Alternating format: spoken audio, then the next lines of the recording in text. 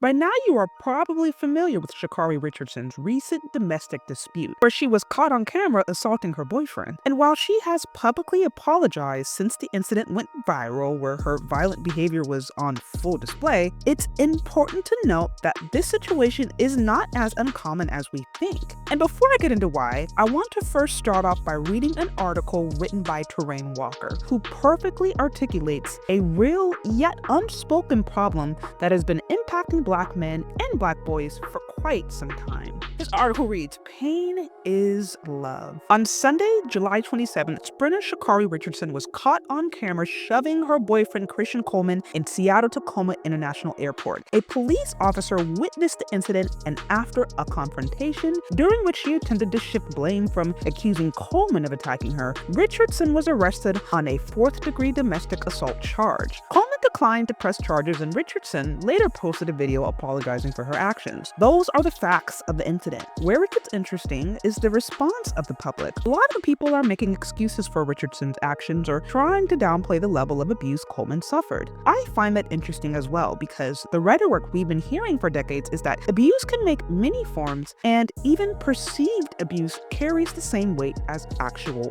fact. But it seems there is a sliding scale of selective outrage for domestic violence and a double standard for male and female victims of perpetrators. The professional consequences for Black male celebrities and athletes caught up in domestic issues arrive swiftly, and the list is a long one. After the 2009 assault on Rihanna, Chris Brown faced immediate backlash that took him several years to get his career back on track. Jonathan Major's career was crippled because of the incident with his ex-girlfriend. Tiger Woods lost 90% of his endorsements for having an affair. Shannon Sharpe was fired by ESPN after settling a lawsuit involving sexual assault and battery allegations. Kobe Bryant almost lost his career and his freedom over criminal sexual assault allegations that were later dismissed. As of today, not one sponsor has announced that they will cease working with Richardson over this incident. Even corporate sponsors who make a show of not tolerating domestic violence are silent. If abuse is abuse, this stance seems hypocritical. How much abuse is allowed before it's wrong? Black boys have been conditioned to accept abuse as a love language. Data from the U.S. National Crime Victimization Survey 2019 shows men make up about 20% of reported intimate partner violence victims. Studies from National Intimate Partner and Sexual Violence Survey 2024 suggest the actual proportion is likely higher, with men less likely to report due to social stigma, fear of not being believed, and traditional expectations of masculinity often discourage men from reporting abuse by partners. Underreporting is also tied to lack of trust and support systems, as services are often geared toward women. When it comes to Black men and abusive relationships, those factors against reporting are increased by a mindset formed in childhood. Unfortunately, many Black boys are raised by mothers stressed or ill-equipped to raise them. That parental frustration often expresses itself in violence. Black boys are yelled at for minor mistakes, told to shut up in their formative years when questioning the world around them, or left to be raised by themselves, television, and internet. This makes them prime candidates to fall victim to women who have been victims of witnesses to the same type of parenting, who then replicate those behaviors towards the men they choose. Black men laughing Richardson's attack off or saying Coleman's wasn't really hurt are feeding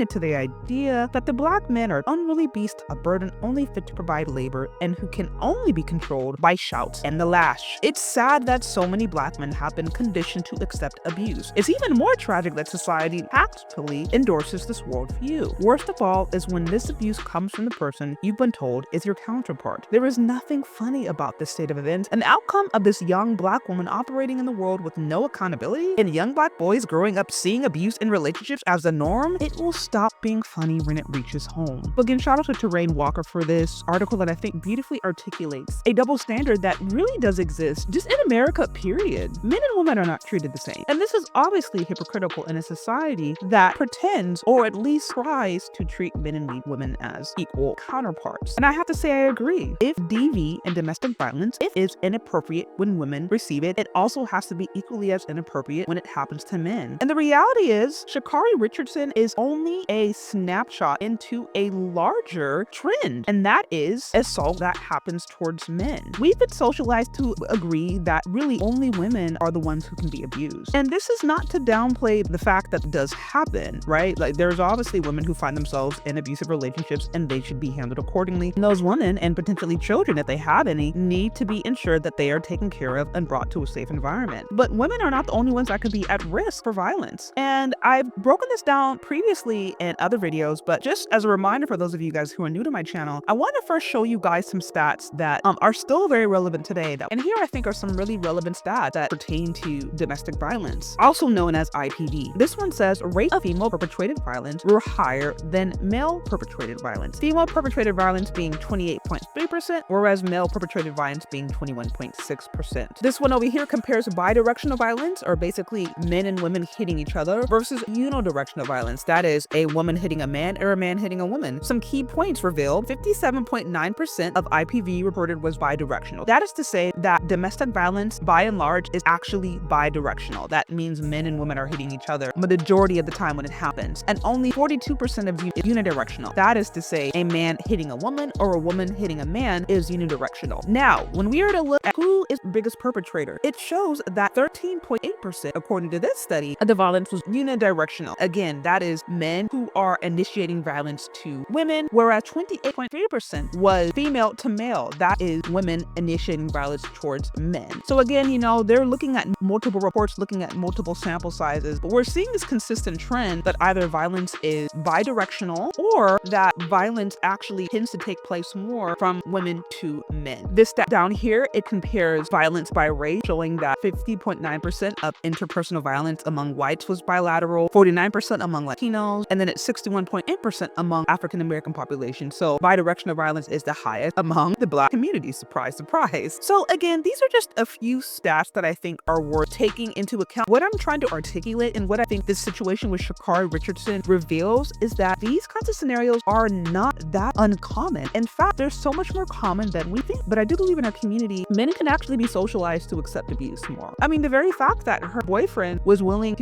so quick to forgive her, was so quick to talk about how amazing of a person she was and to basically excuse her flaw. And if we were to flip the gender and there was a woman who was being beat on television, shoved, and she came out in support of her, that man who physically assaulted her and said that he was a good person or he didn't mean it, we all have flaws, they would call her a pick-me. They would say that she's being brainwashed, that she's being psychologically controlled, that she's experiencing physical and psychological abuse. And there would be pretty much all these terms thrown out to basically try to get her out of this abusive relationship. Like, women would rally around her. But when it's a man, it's not that big of a deal. And I think this is just one way I really do believe men, and particularly Black men in this situation, can be socialized to minimize the impacts of abuse, whether it be physical, whether it be emotional, whether it be psychological, because men, and particularly Black men, are so often perceived as the perpetrators and as the boogeyman, if you will. We think of the Mr. characters, just think of pretty much any and every character you've seen in a Tyler Perry movie, everything from Color Purple. Like, because Black men are oftentimes seen as the perpetrators of violence and crime, even in media, it's very difficult for us to consider that they can also be on the receiving end. There are situations where they also are victimized. And